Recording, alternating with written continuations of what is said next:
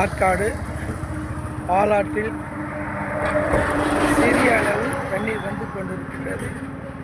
3 வருடத்துக்கு முன் நானும், கோபி, டி மலர், ஏடிஎஸ் சுரேஷ் இன்னும் நல் உள்ளம் கொண்ட நண்பர்கள் முயற்சியால் ஆற்காடு நகராட்சி ஜேசிபியை கொண்டு வந்து இந்த பாதையை தண்ணீர் வரும்போது அமைத்தோம்.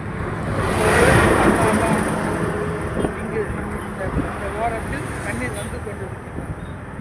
3 வருடத்துக்கு முன் நாங்கள் செய்த செயலால் பாலாற்றில் இன்று இப்பொழுது சிறிய அளவு தண்ணீர் வந்து கொண்டிருக்கிறது. இல்லை என்றால் ஒரு சொட்டு தண்ணீர் கூட வந்திருக்காது.